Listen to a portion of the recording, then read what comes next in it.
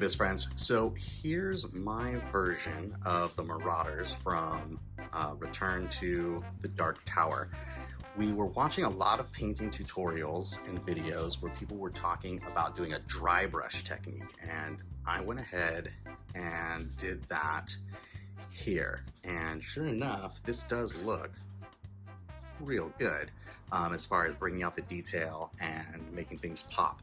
What's really cool about the way that these models came is that they were coated with something that already sunk into the recesses to give it kind of an inked look. But to give it a little bit more, we were seeing the recommendations of having this dry brush technique. For this guy, I used one of my favorite colors, one of my go-tos. This is Dirty Bone by Master Series Paint or Reaper, I think. And it certainly does bring out the highlights.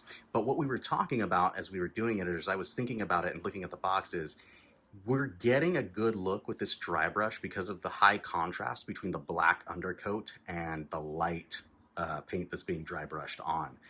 So while a white or a cream or a tan or maybe a yellow is going to give you this cool effect, once you do everything this way, it's all just going to look the same again, which was the problem that we were trying to solve by putting some color on there in the first place. So I decided I would warm it up a little bit, right, with just a few pigments and putting those on there. The idea being that we could separate those colors a little bit, but also I wanted to come up with a technique or a system that would be really, really fast. So comparatively, I timed it out for myself. This is a 3-minute paint job, and this was a 20-minute paint job for me. Here's the steps. Here's how that went down. So first thing I did was a primer, and I'm using Wraith Bone, which is kind of specifically a contrast primer because I used contrasts for this. What I like about contrast paints is it's really can be like a one-step process. It's really great for like speed painting some stuff and getting it done quickly. So the first thing I did was give it a prime with that, and I do what they call a zenithal priming technique, which is that you spray from the top and you don't get the whole model. So if you look at it from the top, it looks like it's totally coated. If you look at it from underneath, you'll see there's a lot of stuff that maybe just got a mist or a touch of that on there. There we go. And so what that does is that provides some natural shading for the contrast paint, which is basically a see-through paint or a translucent pigment. So step one, or I guess step two after the priming, was I used snake bite leather to do the boots. All right, after that, we did an apothecary white, and what I did, the apothecary white was on the mask and on the hands. You don't notice it so much at this step because it's pretty close to the primer, but once we put a warmer color on it, I think it helps to stand out.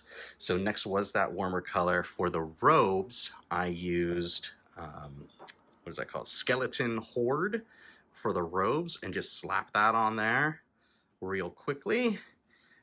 After the robes, I added the metallics. I used another Citadel color, Lead Belcher, for that. And along with that step, I also put on top of it, I like to put a wash of Nuln Oil on top of my metallics.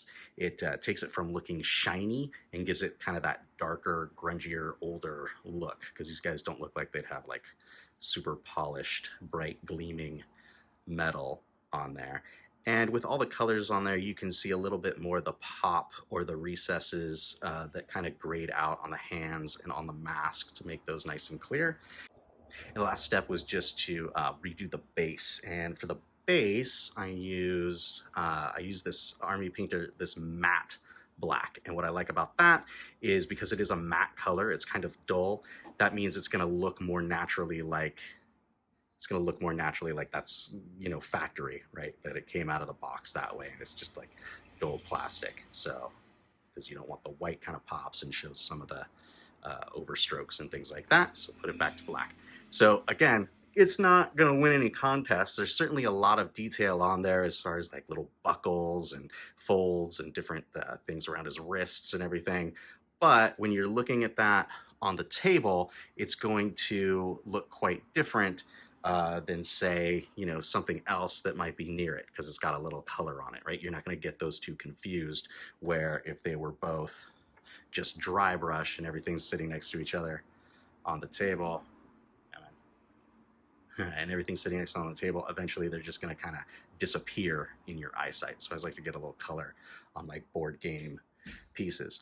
Now, looking at the art on the cards for this set, oh my gosh, I can see why the dry brush is the go-to. There's very little color on the art for these models. So for instance, some of them are just going to look exactly, you know, like the card art with a dry brush. The dragons in particular, the art looks like it's just a dry brushed model on there.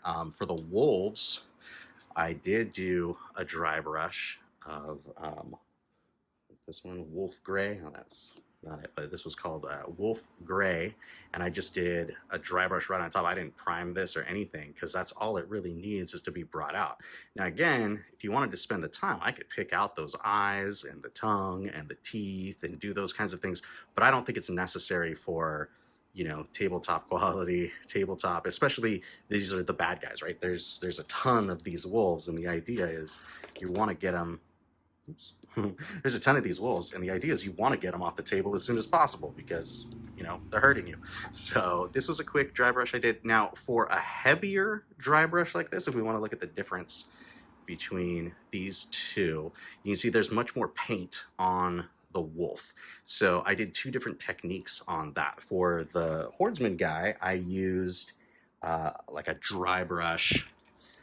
So it's a brush that was flat and it's gotten kind of frayed, and, you know, dip that into the paint, get most of it off, and then do, you know, light downward strokes to just pick up the highlights, you know, the raised areas.